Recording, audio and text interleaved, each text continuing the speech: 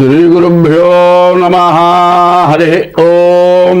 శ్రీ మహాగణాధిపతయే నమః.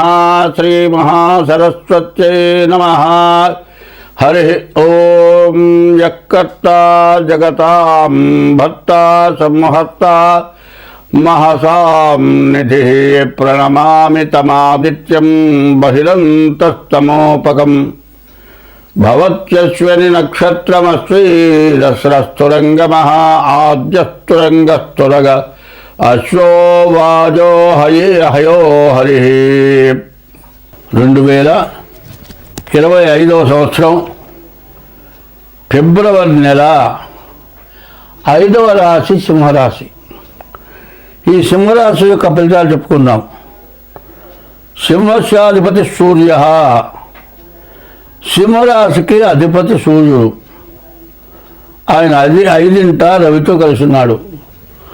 రవి బుధులు కలిసి ఉంటే బుధాదిత్య యోగం చాలా మంచి యోగం. కానీ వ్యాపారస్తులకు బాగా వ్యాపారం సాగుతుంది. ఒక వ్యాపారమే కాదు, చేసే వృత్తి ఏదైనా కూడా బాగుంటుంది.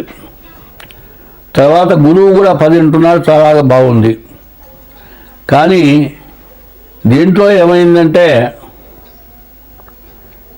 రాహు బాగాలేడు, శని సప్తమంలో ఉన్నాడు, శని బాగాలేడు, కుజుడు ద్వాదశంలో ఉన్నాడు, కుజుడు బాగాలేడు, కేతువు బాగాలేడు. ఈ గ్రహాల వల్ల చాలా సమస్యలు, చాలా ఇబ్బందులు రావడానికి బాగా అవకాశం ఉంది. అయితే వ్యాపారస్తులు వ్యాపారం బాగుంటుంది. ఇన్ని గ్రహాలు బాగుండకపోతే ఏమవుతుందంటే బాగా నమ్మకస్తుడు, ఎప్పుడూ మన దగ్గర తెలిసినవాడు, పుట్టినప్పటి నుంచి తెలిసినవాడు, ఎప్పుడు వాడితో మనకు డీలింగ్ ఉంది, వాడు ఎప్పుడు మన దగ్గర తీసుకుంటున్నాడు, ఇస్తున్నాడు. వాడిని నమ్ముకొని బాగా నీ శక్తిని మించినటువంటి డబ్బు వాడికి అప్పిస్తావు. వాడి డబ్బు తీసుకొని ఇక ఉండడు, కనపడ్డ ఎక్కడ పరారైపోతాడు. ఎంత సంపాదించినా బాగున్నదిగా, ఎంతో సంపాదిస్తావు. ఎంత సంపాదించినా పోయిన దాంట్లో 5వ వంతులు కాదు వచ్చేది. అటువంటి ఇబ్బంది కలిగే లక్షణాలు ఉన్నాయి. కాబట్టి బుధాదిత్య యోగం వ్యాపారం బాగున్నది కదా అని ఎక్కడా తొందరపడద్దు. జాగ్రత్త చాలా అవసరం. మేషరాశి తర్వాత ఇప్పుడు కనపడుతుంది సింహరాశి, పూర్తిగా ఇబ్బందికరంగా కనపడుతుంది. ఈ రాశి వాళ్ళు ఎంత జాగ్రత్త పడితే అంత మంచిది. వీళ్ళు ముఖ్యంగా మీ జాతకాన్ని మీరు చూపించుకోవాలి. అయితే ఇంకొక చిన్న విషయం చెబుతూ ఉన్నాను. కష్టాలు రావడానికి కారకులు ఎవరంటే మనమే. ఎందుకు కారకులు మనమో నేను చెబుతా, ఒక్క మాట వినండి. ఒక్కోడు ఏం చేస్తాడంటే నన్ను అడుగుతాడు, ఏమంటే ఈరోజు ఏ రకం గుడ్డ కట్టమంటావు? ఆదివారం సూర్యుడు, ఎర్రగుడ్డలు కట్టుకో. మరి సోమవారం చంద్రుడు, తెల్లగుడ్డలు కట్టుకో. మంగళవారం కుజుడు, మళ్ళీ ఎర్రగుడ్డలు కట్టుకో. ఇట్లా కట్టుకుంటే మారుతుందని ఆశ. ఈ రకమైనటువంటి డ్రెస్సులు వేయటం, అందులో డ్రెస్సులో నూనె వేస్తే పర్వాలే, మంచి పట్టువు కట్టాలి. నా హోదా ఎక్కువ, నేను కోట్లు సంపాదించా. వీటి వల్ల వచ్చే ప్రయోజనం ఏంటో చెప్పండి. నువ్వు ఇన్ని హోదాలుగా ఇన్ని గుడ్డలు కట్టుకున్నా నూలు గుడ్డ కట్టుకున్నంత ఆనందం ఇంకోటి ఉందా? చెమట పోస్తే నూలు గుడ్డ చెమటని పీల్చేస్తుంది. అదే పట్టో సిల్కో లేకపోతే పాలిస్టరో కట్టుకున్నాం అనుకో, నీళ్లు పీల్చడు, గుడ్డ తడిసిపోతుంది, చెమట పోస్తుంది, ఒళ్ళు మంటలు పుడుతుంది. లేనిపోని బాధ. ఇంత ఖరీదు కూడా గుడ్డలు కట్టుకొని బాధపడాలి. అదే నూలు గుడ్డ కట్టుకుంటే ఎంతో హాయిగా ఉంటుంది. చెమట పోసినప్పుడు తడుస్తుంది, కాస్త వాగితో వంగన ఆరిపోతుంది. ఈ పాలిస్టర్ గుడ్డ మాత్రం వదలదు, అతుక్కుపోతుంది. ఇదే కాదు, చిన్న నిప్పులో రవ్వబడదనుకోండి, మొత్తం కాలిపోతుంది, ఒంటికి అతుక్కొని కాలిపోతుంది, ఊడి రాదు.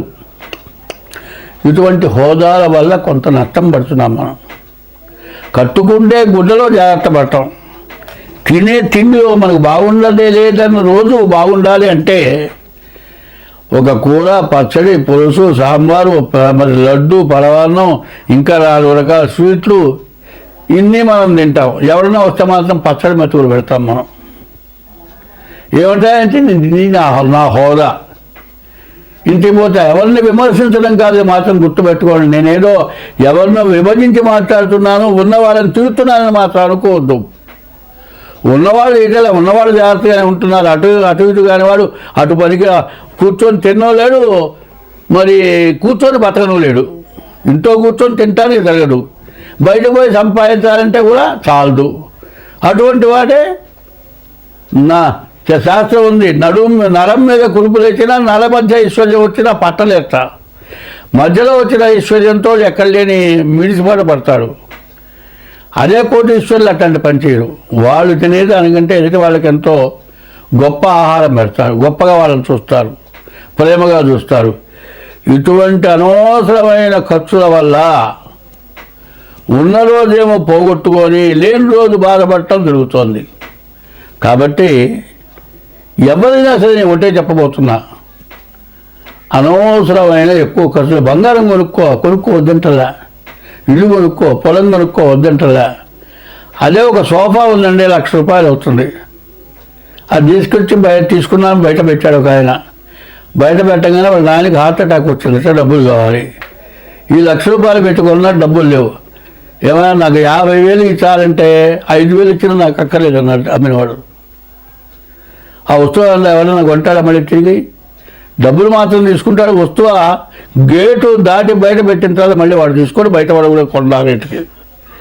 అది అహంకారంతో కొన్న వస్తువు. అదే బంగారం కొంటే ప్రాణం మీదకి వచ్చినప్పుడు నీకు ఉపయోగపడుతుంది. ఉపయోగపడే వాటిని కొనకుండా నిరుపయోగపడేటువంటి వాటి మీద ఆశపడి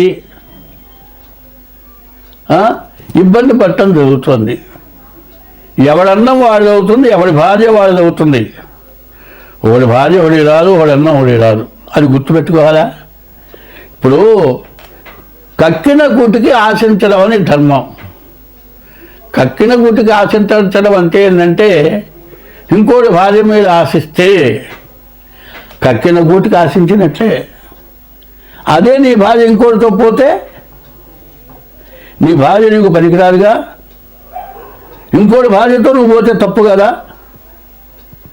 ఇది విమర్శ కాదు, ధర్మం. ధర్మాన్ని ఆచరించాలి. అందులో సింహరాశి చాలా గొప్ప రాశి. ఈ రాశికి ఇటువంటి లక్షణాలు ఉండవు.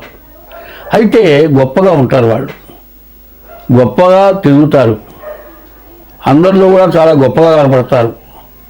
తిండి లేకపోయినా మంచి గుడ్డ కట్టుకొని బయట తిరుగుతారు.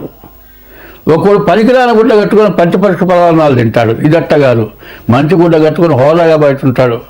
వాడు ఉప్పేసుకొని నీళ్ళు పోసుకొని తిన్నా సరే బయటకు వస్తే మాత్రం వాడి గుడ్డ వాడు చూసి తమ్ము వాడెక్కడరా అంటారు. వాడు తినేది ఉప్పేసుకొని నీళ్ళు పోసుకొని తిన్నా కూడా బయట గౌరవంగా బతుకుతాడు. అది గొప్ప అంటా నేను.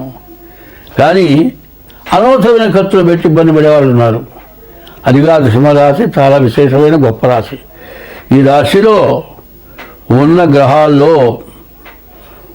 మరి గురువు 10ంట ఉన్నాడు, గురువు బాగున్నాడు. మరి మిగతా గ్రహాలు పూర్తిగా బాగాలేదు, రవి బుధులు బాగున్నారు. కాబట్టి ఈ రాశి వాళ్ళు ముందు జన్మలగ్న రీత్యా మీ జాతకం చూసుకోండి, చాలా మంచిది. ముందు జాతక రీత్యా చూసినట్లయితేనే మీరు బాగుపడటానికి అవకాశం ఉంది. కాబట్టి ఇది మాత్రం బాగా గుర్తుపెట్టుకోండి. స్వస్తి. ప్రథమంగా మనం చెప్పుకోవాల్సింది భక్తిరాయ ఛానల్. ఈ ఛానల్ వారు ప్రథమంగా చెప్పింది ఏంటి? భక్తి తర్వాత భయం అనేది 2 ఉండాలి. భయం ఏంటంటే తప్పు చేశాము అంటే భయపడాలి, తప్పు చేయకుండా ఉండటం మొదటిది. రెండోది భక్తి కలిగి ఉండటం రెండోది. మొదటిది భయం కలిగి ఉండాలి. ఏదైనా ఇచ్చేస్తామో మనకేం జరుగుతుందో అనేటువంటి భయం ఉంటే దాని ద్వారా ఎప్పుడైనా పొరపాటు జరిగితే, తప్పు జరిగితే భగవంతుడనే వాడు ఉన్నాడు, వాడు శిక్షిస్తాడు. కాబట్టి భక్తి కలిగి ఉంటాం. ఇది ప్రథమంగా భక్తి రాయ ఛానల్ యొక్క స్వభావం ఇది. అయితే ఎవరి యందు భక్తి కలిగి మనం ఉండాలి. ఇందాక శ్లోకం చెప్తా, యఃకర్త జగతాం భర్త సంహర్త మహసాం నిధి ప్రణమామి తమాదిత్యం బహిరంతస్తమోపహం. యఃకర్త, ఎవరు కర్త? అందరికీ కర్త. భార్యకి భర్త కర్త, భర్తకి యజమానికర్త, యజమానికి భర్త లోబడతాడు, భర్తకి భార్య లోబడుతుంది. ఒకళ్ళ యందు ఒకళ్ళు కృతజ్ఞతాభావంతో ఉంటేనే జీవనం జరుగుతుంది. వీళ్ళందరికీ యఃకర్త, ఎవరా కర్త? భగవంతుడనేవాడు ఒకడున్నాడు కర్త. జగతాం భర్త, యఃకర్త జగతాం భర్త, జగత్తు మొత్తానికి భర్త, భరాయించేటువంటి వాడు ఒకడు ఉన్నాడు. యఃకర్త జగతాం భర్త, సంహర్త, అందరినీ సంరక్షిస్తున్నాడు. సంహర్త మహసాం నిధి, మొత్తం ప్రపంచం భూమి ఆకాశము రెండింటి యందు 84 లక్షల జీవరాశులు, ఆకాశంలో తిరిగేవి 21 లక్షలు, భూమి పైన తిరిగేవి 21 లక్షలు, భూమి లోపల తిరిగేవి 21 లక్షలు, నీటిలో తిరిగేవి 21 లక్షలు, మొత్తం కలిపి 84 లక్షల జీవరాశుల్ని సంరక్షించేటువంటి భగవానుడి వలయ అంటే సంహర్త, అందరినీ సంరక్షిస్తున్నాడు. మహసాన్నిధి, ఇంతమందిని రక్షించడానికి పోషించడానికి యజమాని అయినటువంటి వాడి దగ్గర తగినంత ధనం ఎట్లా ఉండాలో అదే విధంగా 84 లక్షల జీవరాశుల్ని సంరక్షించడానికి తగినటువంటి శక్తి, ధర్మం, భక్తి అన్నీ కలిగినటువంటి వాడు ఒకడున్నాడు. ఆయన ఎవరంటే ఆదిత్యోర్కో రవిర్భాను భాస్కరశ్చ దివాకర మార్తాండ స్మితాహేస్తీక్షాంసిన్ బిహలో రవి, సూర్యుడనేవాడు ఒకడున్నాడు. ఆయన 12 పేర్లు కలిగి ఉన్నాడు. ఆదిత్య, అర్క, రవి, భాను, భాస్కర, దివాకర, మార్తాండ, సవిత, హేళి, తీక్షణాంశో, మిహిర, రవి రవి అని 12 పేర్లు అటువంటి వాడు సూర్య భగవానుడు. ఎవరయ్యా అంటే సమస్త జీవరాశులకి, సమస్త దేశాలకి, 84 లక్షల జీవరాశులకి, ప్రపంచం మొత్తానికి అన్ని చోట్ల కనపడేటువంటి, అన్ని మతాలకి కనపడేటువంటి భగవానుడు ఒక్కడే సూర్య భగవానుడు. ఆ సూర్య భగవానుడు వల్ల ఆయనే భగవంతుడిగా సూర్యోదయ అస్తమయాల వల్ల ఒక పండగకి ఆ సూర్యుడు చూసే పండుగ చేస్తూ ఉన్నాం. నిన్న జరిగినటువంటి పండుగ సూర్యుడు మకర నుంచి సంక్రమణం వచ్చినటువంటి రోజున పండుగ చేశాం. అటువంటి సూర్య భగవానుడే అందరికీ కనబడేటువంటి భగవంతుడు, ప్రతినిత్యం మనకు దర్శనమిచ్చేటువంటి భగవంతుడు. అటువంటి భగవంతుడు ఒక్క సెకండు భూమి మీద పడకపోయినట్లయితే మన యొక్క జీవరాశులు ఏమైపోతాయి? సర్వం వినాశనమైపోతాయి. రకరకాల వ్యాధులు పడతాయి, రకరకాల జీవరాశులు ఉద్భవిస్తాయి. ఆ జీవరాశుల వల్ల మరణాలు సంభవిస్తాయి. కాబట్టి అటువంటి భగవంతుడిని మనం ప్రార్థించాము. ఆ భగవంతుడి యందు భక్తి కలిగి, జ్ఞానం కలిగి, ఎప్పుడూ కూడా సూర్యుడు ఉదయించేప్పుడు ఉదయం బ్రహ్మస్వరూపము, మధ్యాహ్నంతు మహేశ్వరము, సాయంకాలం స్వయం విష్ణు, త్రికాలం వహ దివాకరం, 3 వేళలా ఉదయం పూట బ్రహ్మ, మధ్యాహ్నం పూట మహేశ్వరుడు, సాయంకాలం పూట ఈశ్వరుడు, 3 వేళలా 3 రూపాలతో ఉన్నటువంటి భగవానుడైనటువంటి సూర్య భగవానుణ్ణి మనం ప్రతిరోజు నమస్కరించి పూజించి, ఆయన లేకపోతే మనం లేము, ఆయన వల్లే మనం బ్రతుకుతున్నాము అనేటువంటి భక్తిభావం కలిగి ఇంతమంది బతకటానికి, ఇంతమంది జీవించడానికి సూర్య చంద్రుల వల్లే మనకు జరుగుతోంది. అటువంటి సూర్య చంద్రుల వల్ల మనకు జరుగుతోంది ఏంటంటే, ఎట్లా పుట్టామయ్యా అంటే ప్రతి జీవరాశి కూడా ప్రాణి అనేది ఒకటి ఉంది. ఆ ప్రాణి పోయిన తర్వాత ఎంత మెలుగురు పురుగులాగా ఉంటుంది. అది వెళ్ళిపోతుంది. వెళ్ళిపోయి భగవానుడు అయినటువంటి ఆకాశంలోకి వెళ్ళిపోయి ఆ సూర్య భగవానుడి దగ్గర, అసలైన భగవంతుడి దగ్గర ఉంటుంది. అది దాని టైం అయిపోయిన తర్వాత వర్షం కురిసేటప్పుడు నీటిలో కలిసి ఆ ప్రాణి వస్తుంది.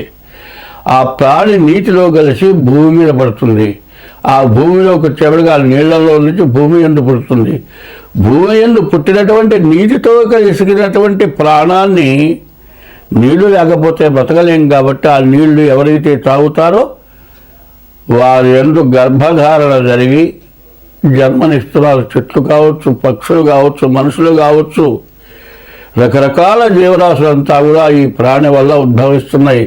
ఈ ప్రాణి ఉద్భవించడానికి భూమి తల్లి, అందరినీ మించిన తల్లి భూమి, అందరికీ తండ్రి సూర్య భగవానుడు.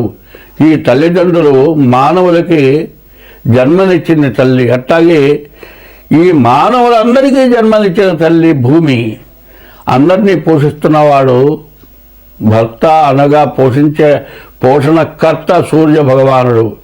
అటువంటి భూమి అయినటువంటి తల్లికి అందరినీ సంరక్షించేటువంటి సూర్య భగవానుడు ఎటువంటి వాడు? ఒక సూర్యుండు సమస్త జీవులకు తానొక్కొక్కడైతో చుపోలికయే దేముడు సర్వకాలము మహాలీలం నిజోత్పన్న జన్యకటంబంబుల హృత్సరోహురుహమలం నానా విధానమున రూపకుడై ఒప్పుతుండు అట్టి హరినే ప్రార్థింతు సిద్ధుండనై అని భాగవతంలో ఈ పద్యం చెప్పబడింది. ఒక సూర్యుడు సమస్త జీవులకు తానొక్కొక్కడై తోచుపోలిక ఏ దేముడు సర్వకాలము మహాలీలన్ జగత్పన్న నిజోత్పన్న ఇటువంటి భగవంతుడు ఎవరైతే ఉన్నారో ఆ భగవంతుడికి నమస్కారం చేస్తున్నాను అని పోతన గారు చెప్పినటువంటి పద్యం ఇది. అట్లాగే ఈ సూర్యుడిని మనం ప్రార్థించాలి. ప్రతిరోజు కూడా సూర్యోదయానికి ముందు లేచి బ్రహ్మ ముహూర్తంలో సూర్య భగవాన్ని ప్రార్థించడం. ఇప్పుడు ఈ భక్తిరాయ టీవీ పెట్టినటువంటి దాని గురించి ఇది ప్రత్యేకతగా, భక్తి అనేది ప్రధానం. భక్తికి మూలం ఏమిటాయంటే సాధన. సాధన ఏమిటాయంటే మన జన్మలో ఎప్పుడూ ఎటువంటి పొరపాటు జరగకుండా ఉండటమే సాధన. ఆ సాధన ద్వారా భక్తి కలిగితే జీవుడు మళ్ళీ పునర్జన్మ అంటూ ఉంటుంది కాబట్టి ఉత్తమమైన జన్మ కలిగి మానవుడు బతుకుతాడు. కాబట్టి ఇది భక్తి ఛానల్లో భక్తికి ప్రధానమైన విషయం తండ్రి సూర్యుడు, తల్లి భూదేవత, వీళ్ళిద్దరినీ మనం ముందు ప్రార్థించాము. ఈ సూర్య భగవానుడే 12 రాసుల యందు ఉంటున్నాడు. ఈ 12 రాసులకి 27 నక్షత్రాలు, 27 నక్షత్రాలకి 4 పాదాలు చొప్పున 108 పాదాలు. 108 పాదాలని 12 చేత భాగిస్తే 9 చేత భాగిస్తే 12 రాసులు వస్తున్నాయి. సరిగ్గా చెప్పాలంటే మేషం దగ్గర నుంచి మీనం వరకు రాసులు చెబుతున్నాము. అట్లాంటి ప్రతి రాశికి కూడా సూర్య భగవానుడే ఉన్నాడు అని ఈ 12 రాశులకి సూర్య భగవానుల యొక్క పేర్లు 12 పేర్లు ఉన్నాయి. కాబట్టి అటువంటి సూర్య భగవాను ప్రార్థించి మనం చేసినటువంటి తప్పు వల్ల జరిగేటువంటి దోషాలని మనం అనుభవిస్తాం. కాబట్టి భక్తి శ్రద్ధలు కలిగి అందరూ కూడా జీవించడం. మార్చి 29 నుండి 6 గ్రహాలు ఒక రాశిలోకి వస్తున్నాయి, మీనంలోకి వస్తున్నాయి. 2 సంవత్సరాల 6 మాసాలు మార్చి 30కి శని కుంభరాశిలో నుంచి మారి మీనరాశిలోకి వస్తున్నాడు. సంవత్సరం 10 నెలలకు రాహువు మీనరాశి నుంచి కుంభరాశికి వస్తున్నాడు. కానీ ఈ గ్రహాలు 6 గ్రహాలు ఒక చోట చేరినాయి. 6 గ్రహాలు ఎట్లా చేరినాయి, ఎందుకు చేరినాయి, ఏమిటి కారణం, దీనివల్ల వచ్చే కష్టమా నష్టమా సుఖమా దుఃఖమా అనేది ఆలోచించుకోవాలి. ఇంతకుముందు 60 సంవత్సరాలకి పూర్వంలో అష్టగ్రహ కూటమి అనేది వచ్చింది.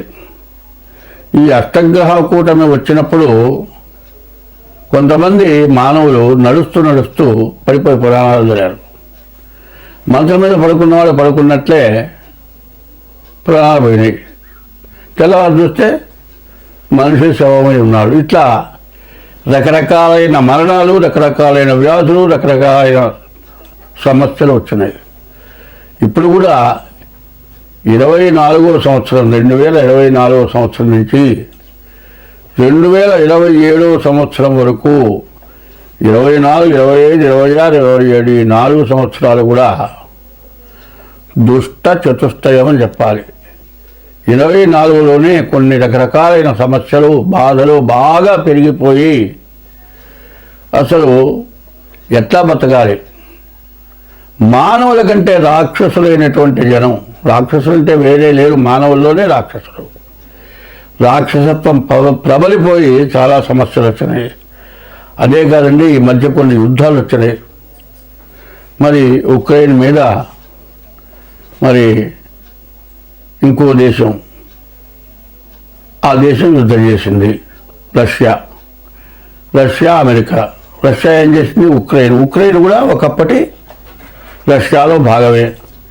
మరి వాళ్ళల్లో వాళ్ళు గొడవలు పడి మరి దాన్ని తన భాగంలో ఉన్నటువంటి వాడు విడిగా అన్నదమ్ముల్లాగా విభజన అయిపోయిన తర్వాత తమ్ముడు అన్న మీద ఎదురు తిరిగినట్లుగా ఉక్రెయిన్ రష్యాకి ఎదురు తిరగటంతో వాళ్ళిద్దరికీ యుద్ధం వస్తే మధ్యలో కొన్ని దేశాలు ఉక్రెయిన్ని సపోర్ట్ చేసి యుద్ధం జరిపింది. ఈ యుద్ధంలో ఎంత నాశనం అయిపోయిందో, ఎన్ని భవనాలు, ఎన్ని రకాల ఆస్తులు సర్వనాశనం అయిపోయినాయో మనందరికీ కూడా బాగా తెలుసు.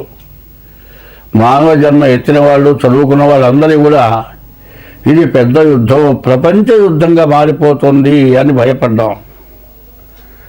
అటువంటి యుద్ధం మారింది అంటే కారణం ఏంటంటే గ్రహాల యొక్క సమస్య. 24లో ఈ విధంగా మనకు జరిగింది. మనకి జరుగుతుంది 25 ప్రారంభమైంది. 25, 26, 27. ఇప్పుడు ఒక్కొక్క రాశికి ఒక్కొక్క రకంగా ఉన్నది అని చెప్పటం కాదు ఇక్కడ కావాల్సింది. అందరికీ ఉన్నది. ఎట్లా ఉన్నది అంటే ఒక ఇంట్లో ఒక వ్యక్తికి ఒక గ్రహం బాగాలేదనుకోండి, దానివల్ల ఒక వ్యాధి వచ్చింది. ఆ వ్యాధి నిర్మూలన చేయాలి అంటే ఇంట్లో సర్వం ధనం ఖర్చు పెట్టాలి. అందరూ కూడా దానికి త్యాగం చేయాలి. అట్లా చేస్తేనే ఆ ఇంట్లో వాళ్ళకి ఆ వ్యాధి తగ్గటానికి వీలవుతుంది. ఇది ఒక ఇంటికి ఒక కుటుంబానికి వచ్చిన వ్యాధి కాదు, ప్రపంచానికి వచ్చిన వ్యాధి. ఈ షష్టగ్రహ కూటం ప్రపంచానికి వచ్చిన వ్యాధి. ఎందుకంటే నేను చాలామంది ఫలానా రాశి వరకు ఇబ్బంది, ఫలానా రాశి బాగా బాగుంది, ఫలానా రాశి వల్ల బాగా సంపాదించుకుంటారు, ఇటువంటి మాటలు కాదు చెప్పాల్సింది. ఎప్పుడు కూడా మంచి చెప్పాల్సిన అవసరం లేదు. నువ్వు కోటీశ్వరుడు అవుతారా అని చెబితే కాదయ్యా, నువ్వు పుట్టినప్పటి నుంచి కోటీశ్వరుడివి అంటే నువ్వు నా జాతకం చెప్పేది ఏందా, నాకు కోట్లున్నా నువ్వు చెప్పేది ఏందని అడుగుతాడు. అది కాదు కావాల్సింది. నీకు కోట్లు ఉన్నా కూడా మధ్యలో నష్టం వచ్చేసేసి 60 సంవత్సరాలు సంపాదించిన మొత్తం సర్వం పోయి కేరా ప్లాట్ఫారం అయిపోయే పరిస్థితి వచ్చినప్పుడు దాన్ని గుర్తు చేయటం ధర్మం. అట్లాగే ఇప్పుడు 2025 నుంచి 27 లోపల గ్రహాల వల్ల రకరకాల సమస్యలు వస్తున్నాయి. ఇప్పుడు మనం ఆనందంగా ఉన్నామనేది కాదు, అందరం బాగుండాలి. ఇప్పుడు సమస్యలు ఏమిటంటే మన మతం హిందూ మతం. హిందూ మతం అనేది ఎటువంటిదంటే ప్రపంచ దేశాల్లో కూడా పూజింపబడుతున్న మతం హిందూ మతం. హిందూ మతం ఎటువంటిది? అనాది మతం. అనాది మతం అంటే ఎవరు పుట్టించింది కాదు, మొదటి నుంచి ఉన్నటువంటి మతం. ఇందులో న్యాయశాస్త్రం ఏం చేస్తున్నారు? ధర్మశాస్త్రంలో కొంత భాగాన్నే న్యాయశాస్త్రం తీసుకొని కోర్టులో డిక్లేర్ చేస్తున్నారు.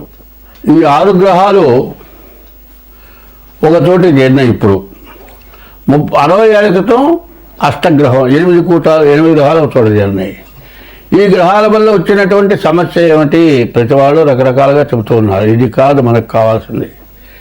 మెయిన్ అసలు ఏమిటి? ఆ మెయిన్ ఎట్లా ఉంటుంది? మెయిన్ అనేది మొదటిది అనేది ఎట్లా ఉంటుంది? ఏమంటే శరీరం ఉంది కదా, శరీరానికి 8 రంధ్రాలు ఇచ్చారండి. ఆ 8 రంధ్రాలు ఏంటి? చెవులు 2, కళ్ళు 2, 4, ముక్కులు 2, 6, నోరు 1, 7. 9 రంధ్రాలు ఎక్కడున్నాయి? ఈ మెడకాయ దగ్గర నుంచి పైన 7 రంధ్రాలు ఉన్నాయి. మిగతా 2 రంధ్రాలు 1, 2 మొత్తం కలిపి 9 రంధ్రాలు అయినాయి. ఈ 9 రంధ్రాలు 9 గ్రహాలు అయినాయండి. ఈ 9 గ్రహాలు కాదు, 9 రకరకాల ధాన్యాలు ఉన్నాయండి. ఈ 9 సంఖ్య ఎన్ని రకాలుగా ఉందో చూడండి. మరి చిరుధాన్యాలు అంటున్నారు ఇవాళ ప్రతి వాళ్ళు. చిరుధాన్యాలు లేదన్నాయా, 9 రకాల ధాన్యాలు తినమంటున్నారు. అట్లాగే 9 రంధ్రాలు, 9 గ్రహాలు, ఇవన్నీ కూడా ఏం చేస్తున్నాయి అనేది మనకు కావాలి మెయిన్గా. అయితే ఎవడికో వస్తుందనే మాటకి నేను అడుగుతున్నాను.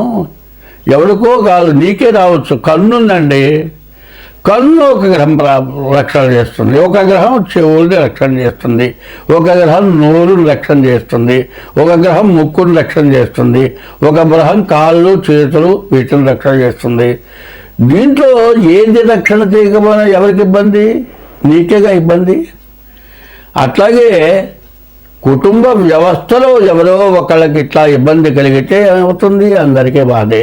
సరే, కుటుంబంలో ఒక వ్యక్తికి ఒక ఇబ్బంది కలిగితే కుటుంబంలో వ్యక్తులందరికీ ఇబ్బంది కదా అనుకుంటే, ఒక దేశానికే ఇబ్బంది కలిగితే దేశంలో ప్రజలందరికీ కూడా ఇబ్బంది కలుగుతుంది. రాజపాపం పురోహిత, రాజు చేసినటువంటి పాపాన్ని పురోహితులు అనుభవించాలి, పురోహితులు చేసిన పాపాన్ని ప్రజలు అనుభవించాలి. ఈ అనుభవం లేకుండా పోవాలంటే దైవభక్తి కావాలి. ఈ దైవభక్తి అనేది ప్రధానంగా ఉండాలి. ఏమండి, జ్యోతిష్యం చెబుతున్నారు, జ్యోతిష్యంలో మాకు జరగట్లేదు, మాకేమీ లేదు, అంత జ్యోతిష్యం ఏం చెబుతున్నారు, తరాలు చెబుతున్నారు, ఏది చెప్పినా ఏది చేసినా మాకు బాధలు పోవటం లేదు అనేవాళ్ళు చాలామంది ఉన్నారు. ఎందుకు పోవటం లేదు? మనం జ్యోతిష్యం ప్రకారం పూజ చేసాము, పూజ చేస్తే ఎందుకు పోలేదు అనేది కాకుండా పూజల వల్లే పోవటం లేదా, ఇంకే దీనివల్ల పోవటం లేదు మనకి ఈ బాధలు అనేది మనం మెయిన్గా ఆలోచించుకోవాలి. ఎట్లాగూ ఎప్పుడు కూడా స్త్రీని తల్లి, భూమి తల్లి, అమ్మవారు తల్లి, అట్లాగే ఇంట్లో గృహి తల్లి. ఆడమనిషిగా ఏం చెప్పారు? 4 రకాల స్త్రీలు ఉన్నారు. మరి ఈ 4 రకాల స్త్రీలలో మంచి జాతి స్త్రీలు ఉన్నారు, రకరకాలు ఉన్నారు. వాళ్ళ వల్లే ఈ లోకం, దేశం బాగుపడుతోంది.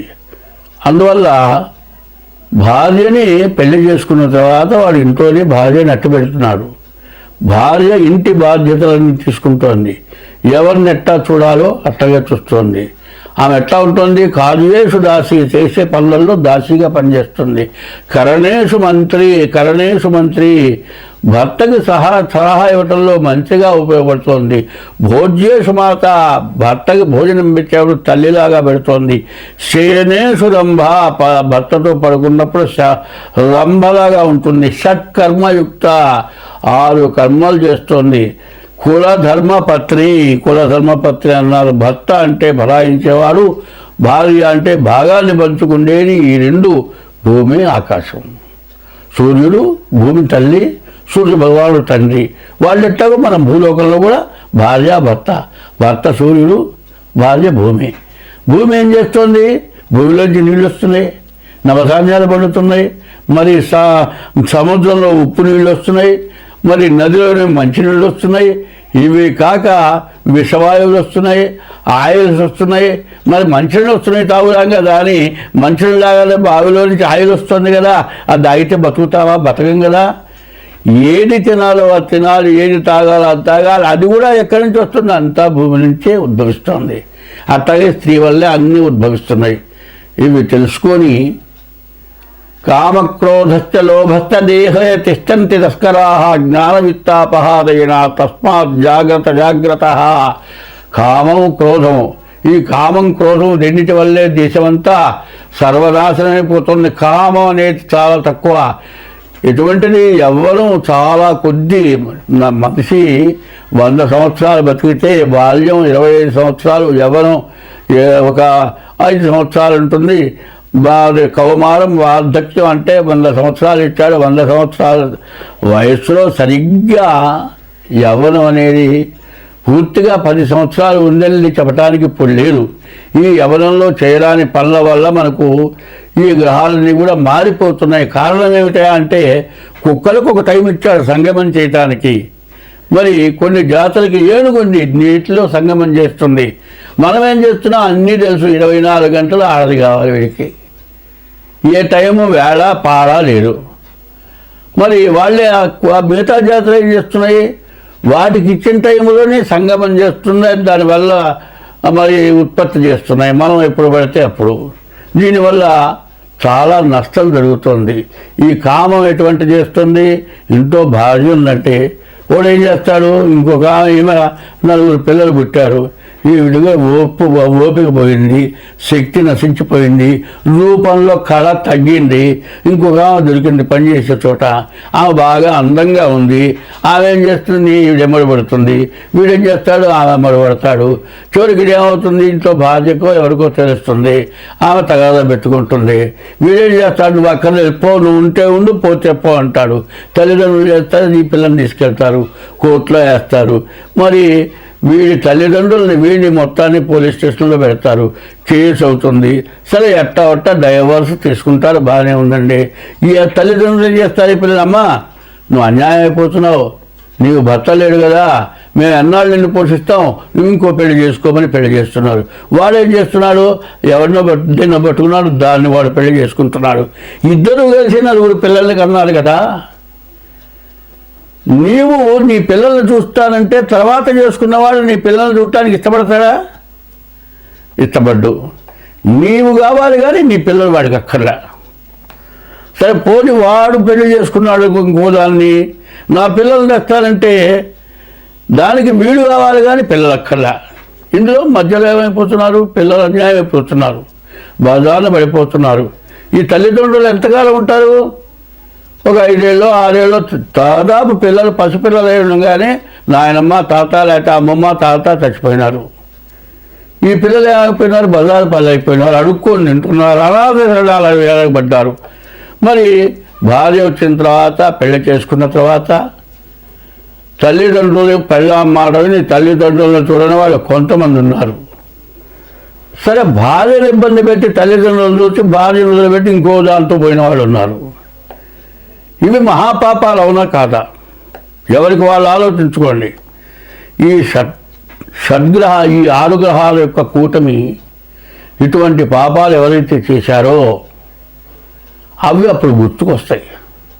అనుభవించేప్పుడు, బాధపడేటప్పుడు ఏం చేశాను, బలానా పని చేశా, అందువల్ల నాకు ఈ కర్మ పట్టింది.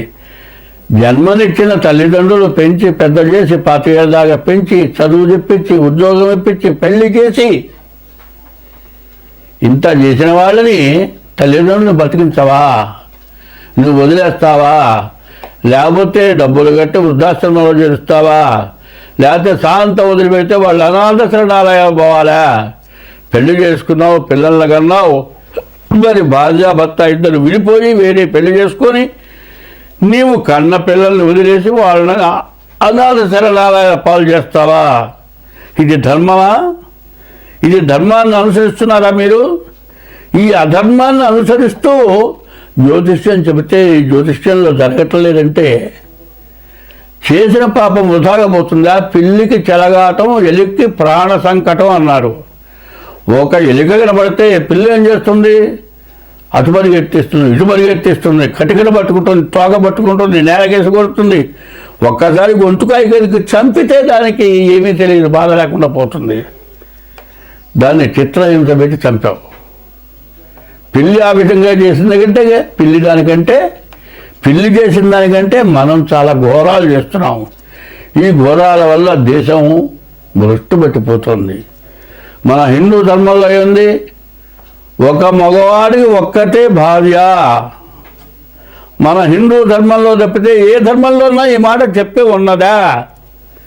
ఇంకో ధర్మం మా ధర్మం గొప్పదని అంతం కాదు నేను చెప్పేది. హిందూ ధర్మంలో మొదటి నుంచే వస్తుంది, ఒక భర్తకి ఒకటే భార్య, ఒక భార్యకు ఒకటే భర్త, వీరిద్దరే జీవితం గడపాలి అని. దాదాపు ఇప్పటికైనా 150 మంది అదే ధర్మంలో ఉన్నారు. ధర్మాన్ని తప్పుతున్నారు.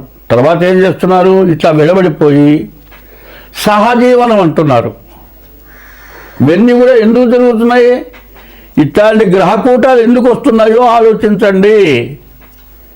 ఇప్పుడు చాలామంది ఏం చేస్తున్నారు, ఈ రాశి వాళ్ళు నిన్నదాకా కుంభరాశి బాగాలేదు, కుంభరాశి నుంచి శని మీన రాశికి వచ్చాడు బాగుంటుందని చెప్పేవాళ్ళు కుంభరాశిలో ఉన్నటువంటి మీనరాశిలో ఉన్నటువంటి రాహువు కుంభరాశికి వస్తున్నాడు. మళ్ళీ కుంభరాశికి చెడు ప్రారంభమైందా? ఇట్లా గ్రహాల మార్పు వల్ల అందరికీ సమస్యలు రావటానికి బాగా సిద్ధంగా ఉన్నాయి. ఈ సిద్ధంగా ఉన్నటువంటి సమయాల్లో ఎవరు చేసిన తప్పు వాడు దిద్దుకోవాలి. ఈ దిద్దుకోవటం అనేది చాలా అవసరం. ఈ దిద్దుకోవటం అనేది ఎట్లా ఉన్నది అంటే, పురుషుడు 10 మందితో తిరగచ్చు, భార్య మాత్రం ఇంట్లోనే ఉండాలి. ఏమంటారు, మగవాడు వాడు తిరుగుతాడే, నీకే నువ్వు కూర్చో అట్లా అత్తగారు అంటుంది. ఇటువంటి సమస్యలు లేకుండా అందరం బాగుండాలి, ఈ షడ్గ్రహ కూటం నుంచి మనం బయటపడాలి అనేది బాగా గుర్తుపెట్టుకోండి. ఇటువంటి పొరపాట్లు ఉన్నప్పుడు దానికి తగినటువంటి దోషం ఏంటో ముందు జాతకం చూపించుకోండి. జాతక రీత్యా ఇది గోచారం. ఇప్పుడు చెప్పేదంతా గోచారమే. గోచారం అంటే ఎట్లా ఉంటుంది, నీవు పుట్టినరోజు జన్మ నక్షత్రాలను బట్టేదే గోచారం. మీ పేర్లన్నీ నక్షత్రాన్ని బట్టి పెట్టలే. వెంకయ్యో, పుల్లయ్యో, సుబ్బయ్యో మీ తాత పేరు, మీ నాయన పేరు, మీ ఎవరి పేరు పెట్టారు. జన్మ నక్షత్రాలను బట్టి పేరు పెట్టలే. ఏమంటే నా రాశి ఏందో చూడండి అంటే, నీ రాశి ఎట్లా చూస్తావు? నీవు పుట్టినరోజు జన్మ నక్షత్రాలను బట్టి రాశి చూడాలి. రాశి 25 వంతులే వస్తుంది. నీవు పుట్టిన టైమును బట్టి లగ్నం వస్తుంది. దాని ద్వారా 75 వంతులు నీ జాతకం జరుగుతుంది. ఈ రెండు జరగాలంటే ముందు నువ్వు పుట్టిన తారీఖు, నెల, సంవత్సరం, టైము కావాలి. దీన్ని బట్టి నీ జాతకం చూడాలి. ఒక్క గోచార రీత్యా మీ జీవితం మొత్తం జరుగుతుందని చెప్పడానికి ఎక్కడా అవకాశం లేదు. కాబట్టి ఇప్పుడు ఈ అష్టగ్రహ కూటంలో మీకుండేటువంటి సమస్యలు, మీకుండేటువంటి బాధలు పోవాలి అంటే ముందు డేట్ ఆఫ్ బర్త్ ద్వారా మీ జాతకం చూపించుకోవాలి. ఏమంటే మా పెద్దవాళ్ళు డేట్ ఆఫ్ బర్త్ రాయలేదు, మాకు సరిగ్గా జాతకం తెలియదు, ఎట్లా చెబుతారు మా జాతకం అంటే, డేట్ ఆఫ్ బర్త్ ఉండి కూడా టైం తేడా వస్తే కూడా లగ్నం మారిపోతుంది. కాబట్టి హస్త సాముద్రిక ద్వారా రెండవుతుంది. ఈ 2 రకాల్లో నేను చూస్తా జాతకం. ఇప్పుడు మీ డేట్ ఆఫ్ బర్త్ ఉంటే డేట్ ఆఫ్ బర్త్ పంపించండి, డేట్ ఆఫ్ బర్త్ లేకపోతే హస్త సాముద్రిక ద్వారా దీనికి తగినటువంటి ఫీజు కట్టాలి. ఆ ఫీజు ప్రకారం మీ జాతకం చెప్పడం జరుగుతుంది. వచ్చేది క్రిటికల్. ఎందుకంటే షష్టగ్రహ కూటం చాలా ఇబ్బందికరమైంది. ఒక కింద అగాధంలోకి దిగబోతున్నాం. అగాధంలో దిగక మునుపు పైన ఉండగానే మన జాగ్రత్త మనకు కావాలి. అగాధంలో దిగిన తర్వాత ఏమి చేయగలిగింది లేదు. అగాధంలో దిగిన తర్వాత ఏమయ్యా అని ఎవరన్నా నాబోట్టని అడిగారనుకో, నేను చెయ్యిచ్చి పైకి రారా అంటే వాడేం చేస్తాడో చెయ్యి పట్టుకొని నన్ను కూడా అగాధంలోకి లాగి కింద పడేసి, ఏమిరా నేను కింద ఉండేవాడిని, నువ్వు పైన ఉండేవాడివా, నువ్వు కూడా కింద పడ్డావుగా, చూసుకొని ఈ సంగతి ఏందో చూసుకో అంటాడు. అది కాదు మనకు కావాల్సింది. అగాధంలో పడక మునుపు జాగ్రత్త పడాలి. అగాధంలో పడ్డ తర్వాత జాగ్రత్త కాదు మనకు కావాల్సింది. కాబట్టి రాబోయే మార్చి నెల నుంచి షష్టగ్రహ కూటం వల్ల సమస్యలు, బాధలు, దేశాలకు యుద్ధాలు, ప్రపంచ యుద్ధాలు, రాబోయే సంవత్సరంలో నవనాయకులు ఉంటారు. 9 గ్రహాలు, పాపగ్రహాలు ఎక్కువ ఉన్నాయి. పాపగ్రహాల వల్ల సమస్యలు ఎక్కువ ఉంటాయి. కాబట్టి ప్రతి వాళ్ళు కూడా మీ జాతక రీత్యా జరగబోయేది ఏమిటి అనేది మీరు గ్రహించాలి. మీరు బాధ లేకుండా ఉండాలి. ఎట్లా ఉండాలంటే 60 సంవత్సరాలు 2 కోట్లు సంపాదించారండి, వాడు తినగా 4 కుటుంబాలు బతికేటట్లుగా ఉన్నదండి. ఈ దెబ్బలో 2 కోట్లు కాదు, ఈ 2 కోట్లు పోయి ఇంకో 4 కోట్లు అప్పు అవుతుంది. ఈ 60 ఏళ్ళ వాడు ముందు సంపాదించగలుగుతాడా? లేదు. తర్వాత బాధపడి ప్రయోజనం ఏంటి? కాలికి దెబ్బ తగిలిందండి, ముందు సెప్టిక్ కాకుండా ఇంజెక్షన్ చేయించుకొని కట్టు కట్టించుకుంటే తగ్గుతుంది. సెప్టిక్ కాకుండా ఇంజెక్షన్ చేయించుకోకుండా కట్టు కట్టుకోకుండా తిరిగితే మట్టి అంతా పట్టుకొని సెప్టిక్ అయి వేలు పోతుంది, తర్వాత కాలు పోతుంది. అట్లాగే ఇప్పుడున్నటువంటి షష్టగ్రహ కూటం వల్ల జరగబోయేది ఏమిటంటే, ముందు మీ జాగ్రత్తలు మీరు పడాలి, మీ జాతకాలు చూపించుకోవాలి. దాని యొక్క పరిస్థితి ఏమిటంటే, కొన్ని గ్రహాలతో పాటు కొన్ని పూజలు కూడా ఉన్నాయి. ఆ గ్రహ దోషాలతో పాటు పూజలు చేయాలి. పూజలు చేయాలి, నువ్వు చేసిన పాపం పోవటానికి కొన్ని పూజలు చేయాలి. సూర్యుడు నీకు బాగా, సూర్యుడికి అధిదేవత ఈశ్వరుడు రుద్రుడు. సూర్యుడు జపంతో పాటు రుద్రుడు కూడా అభిషేకం చేయాలి. అట్లాగే ఒక్కొక్క రాశికి, ఒక్కొక్క గ్రహానికి, గ్రహ దోషాలకి గ్రహ పూజలు కాక దేవతా పూజలు ఉన్నాయి. ఈ దేవతా పూజలు కూడా చేసుకోవడం చాలా అవసరం. ఇట్లా ప్రవర్తించడం, ప్రతిరోజు కూడా నీ ఇష్టదేవాన్ని పూజించడం, ఇవన్నీ చేసుకోవడమే కాక, ఇది ఫిబ్రవరి నెల చాలా దగ్గరలోకి వచ్చింది. ముందుగా మీ జాతకాలు చూపించుకొని మీకు ఏది చేయాలో అది చేసుకొని, అయితే బాధలు తప్పవు. 100 వంతులు కాకుండా 25 వంతులు తగ్గుతాయి, 75 వంతులు మీరు బయటపడతారు. కాబట్టి ఈ విషయాలు మీరు బాగా అర్థం చేసుకొని జాగ్రత్తగా మీ జాతకాలు చూపించుకొని అన్ని విధాలా బాగుంటుంది. మీరందరూ సుఖంగా ఉంటారు. అందరం బాగుండాలి. బ్రాహ్మడు గోవు బాగుండేటైతే ప్రజలంతా కూడా బాగుంటారు, దేశం అంతా బాగుంటుంది. గోబ్రాహ్మణేభ్య శుభమస్తు నిత్యం లోకా సమస్త సుఖినో భవంతు అని చెప్పింది. కాబట్టి అందరం బాగుండాలి అంటే ముందు చెప్పిన విధం ప్రవర్తించండి.